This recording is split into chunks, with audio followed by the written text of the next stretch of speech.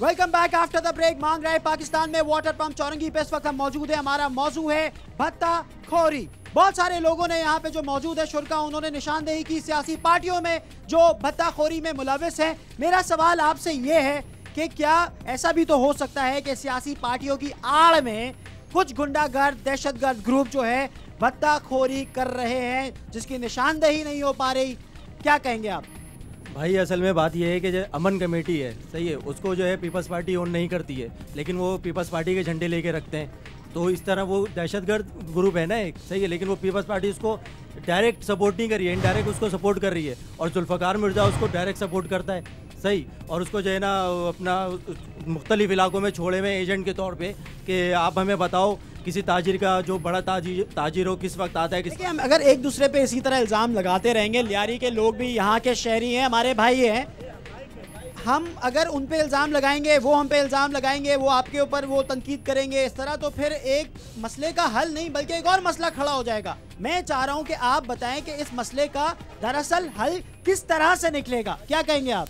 Basically ये जो बात है, शाहिद सैयद ने आज से कुछ महीनों पहले गई थी कि वो एक लश्कर लेके कराची आया। वो लश्कर 10,000 की तादाद में बताया जाता था, जो शाहिद सैयद ने खुद कहा है। वो कराची लाके क्या कर रहे हैं? क्या कराची को फतह करने आए हैं? वो कराची में क्या करना है? वो 10 लाख क्या कर रहे हैं? कौन सी जॉबें कर रहे हैं? वो यही अनासिर जो है कराची में भत्ता भी मांग रहे हैं, स्ट्रीट क्राइम भी कर रहे हैं। आप जाए अबुल हसन असवानी रोड पे जाके पूछे वहाँ के ताजिरों से। मेरी अपनी वहाँ पे खुद दुकान है, बेकरी वाले पे रात 12 बजे हमला होता है। सुबह उसके बाद पर्ची आती है 8 लाख की, और रात 12 बजे उसको फ़ोन करके धमकी देते हैं। उसके बाद उसको ट्रेलर देते हैं कि उसकी दुकान पे फायर मार के जाते हैं, और बोलते हैं अगर भत्ता ना दिया तो इससे बुरा अंजाम होगा। और बोलता है आप पुलिस पे जाओ या रेंजर्स में जाओ, कोई कुछ नहीं कर सकता। अमन कमेटी ने अलासिफ पे कैसे अपना ऑफिस खोला? कौन है ये अमन कमेटी? इन्होंने सवाल उठाया सेनेटर शाहिद सैयद की जानिब। इनका ये सवाल था कि वो 10 लाख की नफरी लेके जब कराची पहुंचे तो उनका मकसद क्या था? क्या वो कराची को फतह करने आए थे? इस मसले का हल जानने की कोशिश करेंगे, किस तरह से इस मसले का हल निकलेगा। जी, क्या कहेंगे आप? जुल्फ़िकार मिर्जा साहब तो बेटे हैं सदर पाकिस्तान साहब के, वो तो बेटे हैं ना उनके। वो जुल्फ़िकार मिर्जा का ही नाम ले लेते फिर डायरेक्ट, तो सदर पाकिस्तान का नाम लेने की क्या जरूरत? नाम है सदर पाकिस्तान, इसीलिए कि भाई उनकी चाबी उनके हाथ में, वो चाबी जहाँ मोड़ेंगे वहाँ वो मोड़ जाएंगे। उन्होंने उसको हटा दिया, उन्होंने उनकी रुकनीयत, बुनियादी रुकनीयत सब कुछ खत्म कर दिया। और जुल्फ़िकार मिर्जा के बच्चे हैं वो अमन कमेटी वाले, जुल्फ़िकार मिर्जा के तो बच्चे हैं ना अमन कमेटी वाले। आप बोल रहे हैं इल्ज़ाम तराशी, अगर इल्ज़ाम तराशी करनी होती तो ये जो जमातें हैं एनपी हो गई या अमन कमेटी जमात, तो अमन कमेटी तो है नहीं, वो दहशतगर्द ग्रुप है, सही है, वो उनके साथ क्यों नहीं खड़े होते? ठीक है, एहतजाज में ताजिरों के साथ। ये बात आपने दोबारा दोहरा दी, आपकी बात आ चुकी है। एमकेएम खड़ी होती है। भत्ताखोरी के बारे में आपके कोई तासुरात है? भत्ताखोरी एक सीरियस मामला है कराची में या नहीं? कोई कुछ नहीं कर सकता इसके बारे में। किनका? कौन है भत्ताखोरी में मुलविस? कुछ नहीं कर सकता क्योंकि गवर्नमेंट खुद ही है। गवर्नमेंट खुद ही भत्ताखोरी में मुलविस है। क्या आप इस बात से इत्तफाक करेंगे कि गवर्नमेंट जो है, हुकूमत भत्ताखोरी में मुलविस है? यानी हुकूमत का कोई काम ही नहीं रह गया, हुकूमत भत्ताखोरी करेगी अब? हमारी हुकूमत की सबसे बड़ी बदकिस्मती ये है कि हुकूमत का हर बंदा हर जगह हर इलाके का कि जो बंदा जिस तरह अपॉइंट होकर आ रहा होता है, आपको क्या लगता है कि वो मेरिट बेस के ऊपर आता है? वो खुद कुछ ना कुछ बेच के कुछ देकर आ रहा होता है। जब वो देकर आता है तो उसका भी दिल करता है कि मैं भी यहाँ से कुछ लूँ।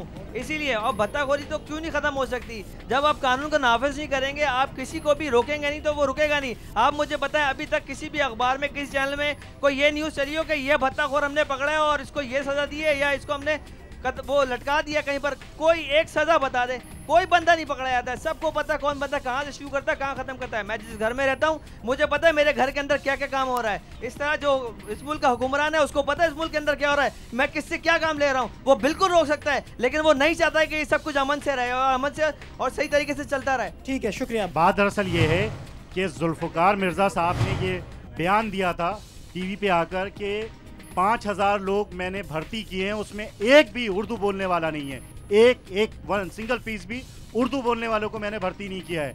तो वो 5,000 लोग कौन लोग हैं? क्या अमन के लिए लेकर आए हैं या जंग के लिए लेकर आए हैं? भत्ताखोरी पे हम इससे बात करेंगे। जी, अस्सलाम वालेकुम सर। सबसे पहले मैं ये कहूँगा कि भत्ताखोरी होती क्यों है।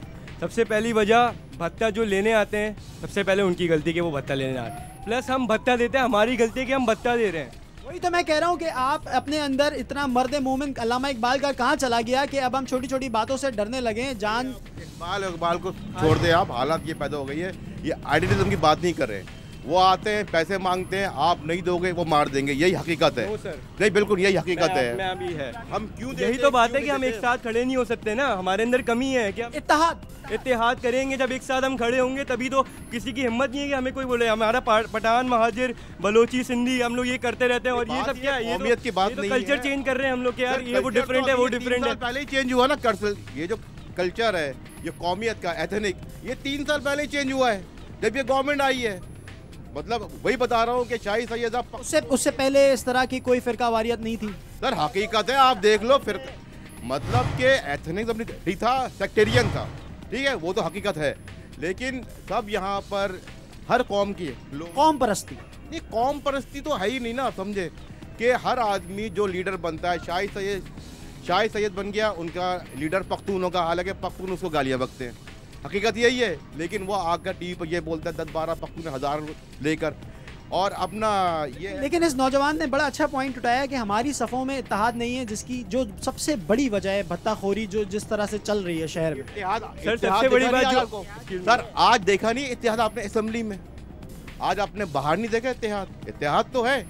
अब इस इत्तेहाद में आप भी शामिल हो ना। आप तो घर में बैठकर टीवी देखकर यहाँ पर आप गए थे आज? गए थे आप? नहीं गया, बिल्कुल नहीं गया था मैं क्यों, मैं स्टूडेंट हूँ, मैं अपना पढ़ रहा था। खैर आप क्या कहना चाहेंगे? मैं ये हूँ सर सबसे बड़ी बात आएगा तो बात होगी ना भाई। मैं तो बोलने तो दें सर। सबसे बड़ी बात देखें, हम लोग यहाँ बैठे हुए बातें कर रहे हैं, बातें करने से कुछ नहीं होता। कुछ क्या करें क्या भाई सब पहले इत्तेहाद, पहले एक साथ मिले, एक जगह एक प्लेटफॉर्म पे खड़े हों, डिसीजन लेके हमें ये करना है, सही है। उसके बाद फिर उस डिसीजन को जी आप क्या कह रहे हैं? आप उसकी बात का जवाब दे रहे हैं जी।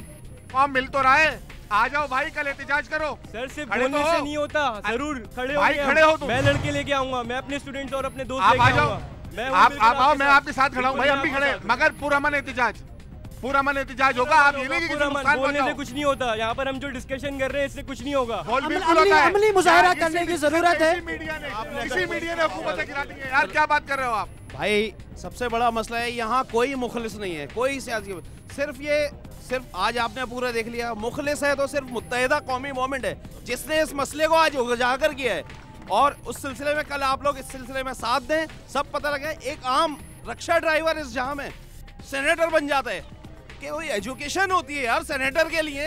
अल्ताफ भाई ने अपने पढ़े लिखे नौजवान लेके गए, एक रक्षा ड्राइवर इस जहां में वो बन रहा है। जेपीके में और लोग नहीं थे, एनपी के पास गरीब लोग या आम आदमी जो उसके कारकुन हो, एक कराची से रक्षा ड्राइवर को उठाकर वो बना लिया वहाँ पर सेनेटर। क्या उनके अपने कारकुन नहीं थे?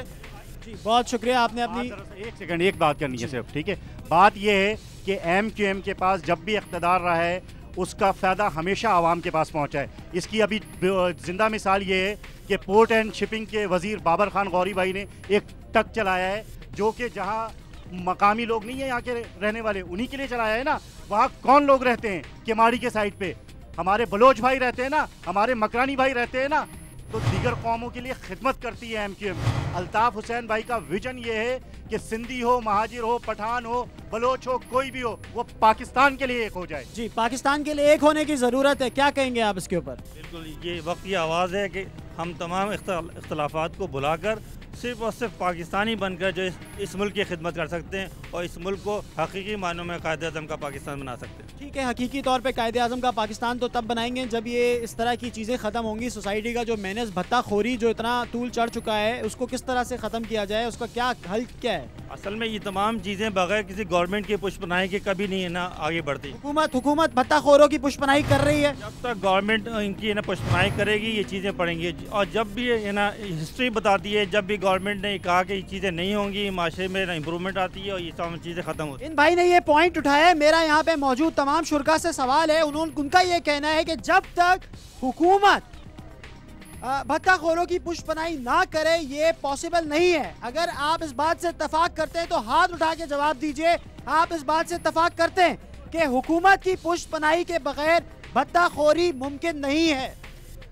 यहाँ पे मौजूद ज़्यादातर शुरा इस बात से इत्तेफाक करते हैं कि हुकूमत की गुडविल के बगैर ये जो है इजाज़त के बगैर भत्ताखोरी मुमकिन नहीं है। जी देखें ये वही वाली बात है कि आप घर के अंदर हैं और आपको पता ना हो कि घर के अंदर क्या हो रहा है। सबको पता होता है, जो घर का सरबराह होता है, इसी तरह जैसे आसिफ अली जरदारी हैं, उनको पता है कि क्या हो रहा है। ये सब उनकी सपोर्ट है, इसी वजह से सब कुछ हो रहा है। बहुत शुक्रिया। यहाँ पे शुरका जो मौजूद है उनका मैं शुक्रिया अदा करूंगा। यहाँ पे जो मौजूद शुरका है उन्होंने अपनी आरा सामने लेके आए, अपना नुक्ता नज़र सामने रखा। नाजरीन, अगर आप भी अपनी आरा को हमारे शो में शामिल करना चाहते हैं तो MRPH लिखकर स्पेस दीजिए और अपनी आरा लिखकर 8888 पर हमें SMS कीजिए। आप हमें ईमेल भी कर सकते हैं mrp@cnbcpakistan.com पर।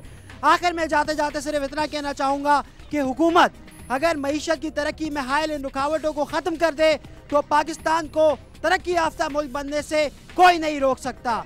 अगली मरतबा MRPH के अगले एपिसोड के साथ एक और लोकेशन पे एक और मौजू के साथ दोबारा हाजिर होंगे। तब तक के लिए मांग रहे पाकिस्तान की टीम और सलमान कादरी को दीजिए इजाजत। अल्लाह हाफिज। आखिर में पाकिस्तान